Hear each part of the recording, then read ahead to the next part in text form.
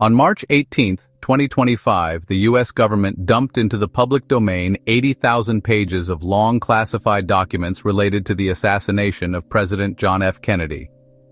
The files, hailed by officials as a historic act of transparency, contain intelligence reports, agency memos, and surveillance records from the 1960s, many of them detailing Lee Harvey Oswald's ties to Soviet agents, Cuban operatives, and the shadowy figures who lurked on the fringes of the Cold War. Headlines are already buzzing: Oswald's visit to the Soviet embassy in Mexico City, his alleged meeting with a KGB assassin, new records showing how the CIA and FBI scrambled to control conspiracy narratives in the days after November 22, 1963. But here's the real story. This isn't about transparency. This isn't about solving a murder that happened more than 60 years ago. This is an engineered event, an expertly timed misdirection designed to hijack the news cycle, keep the public looking backward, and distract from the power plays happening right now.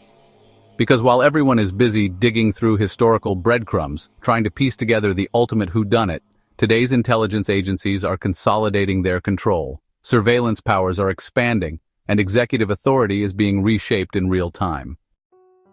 The JFK file release isn't just another chapter in a decades-old mystery. It's a self-sustaining distraction machine, one that keeps truth-seekers locked in a loop of obsession, debate, and false discovery, ensuring that the real power struggles remain hidden in plain sight. This isn't just about what's in these documents, it's about why we're being shown them now. So before you get lost in the maze, ask yourself, what aren't they telling you? The release of the JFK files isn't just another declassification.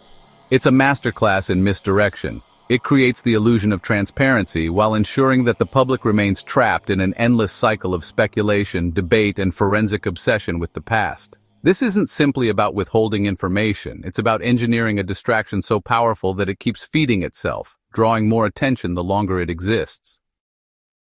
At its core, this is a closed-loop system, a misdirection machine running on 4 interconnected levels. It doesn't just deceive, it keeps people actively engaged in deceiving themselves. The trick begins with sheer volume. 80,000 pages of documents are released in one massive dump.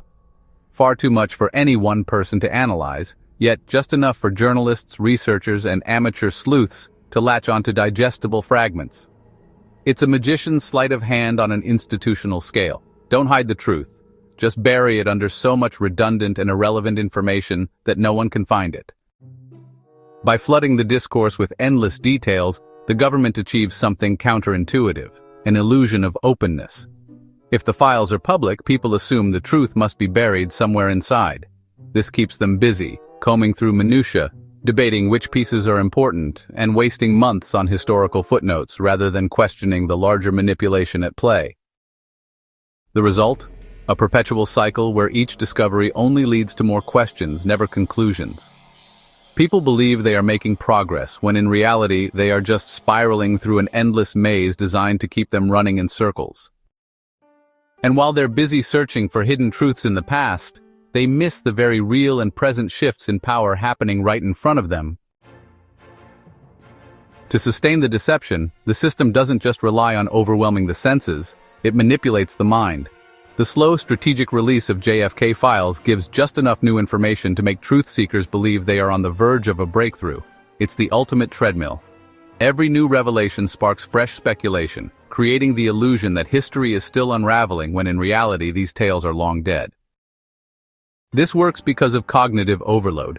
The sheer complexity of the information ensures that most people don't analyze the documents themselves. Instead, they rely on official summaries or curated media coverage.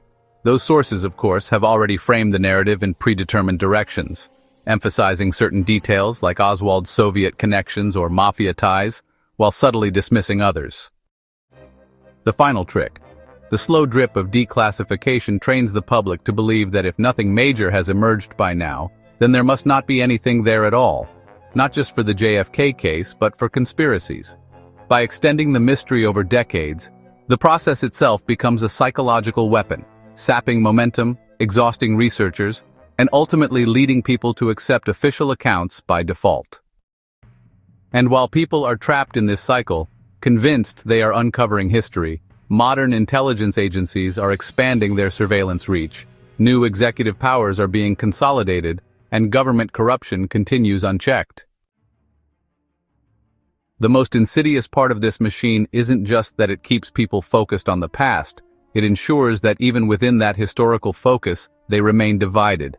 By releasing information that fuels competing interpretations, the government keeps skeptics, researchers, and theorists locked in endless infighting. One group argues Oswald was a lone gunman, another insists it was a CIA hit. Others focus on the mafia, Cuban exiles, or rogue elements of the military-industrial complex. The result? A fragmented battlefield where independent investigators waste their energy fighting over theories rather than questioning why this release is happening now. The brilliance of this tactic is that it convinces people they are uncovering corruption when they are actually reinforcing a controlled narrative. By flooding the discourse with Cold War-era paranoia, CIA versus KGB, Cuban exiles, organized crime, the JFK files keep the conversation locked in a historical echo chamber. The past's deep state machinations come alive again, providing a foil and scapegoat for the dismantling of agencies and programs that support social safety nets.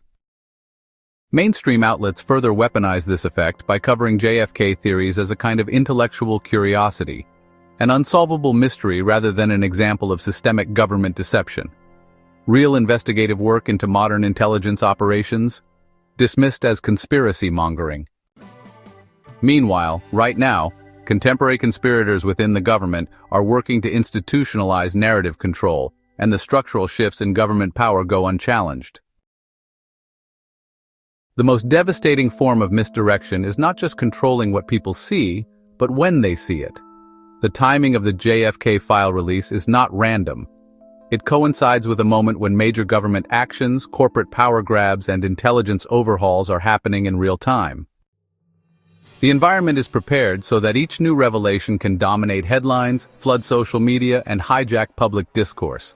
While journalists and independent researchers are busy dissecting Cold War secrets, real power shifts are happening right now, without resistance, without scrutiny. This is the final, most dangerous part of the misdirection cycle. Because the JFK files are an evergreen story, they continue to distract, and new files can be deployed whenever needed. Just like so-called releases of Epstein files. Another release, another news cycle consumed. Another round of debates, another distraction from the real fight. And as long as people keep looking for ghosts in 1963, they won't see the monsters of 2025.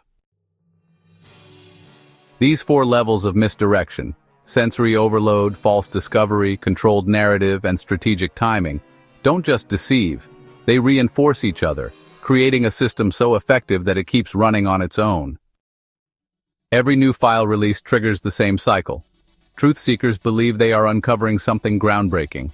More declassifications keep them engaged in the past, while new power structures are being built in the present. Media outlets frame JFK speculation as an intriguing historical puzzle, reinforcing the illusion that the biggest secrets are behind us, not happening right now. And that is the real trap. The message to anyone who truly cares about exposing corruption, secrecy, and deep state manipulation should be crystal clear. The conspiracy isn't in 1963, it's happening right now. Every minute wasted relitigating JFK is a minute not spent investigating how power is being seized today. Look past the smoke, ignore the mirrors, stay focused, stay tuned,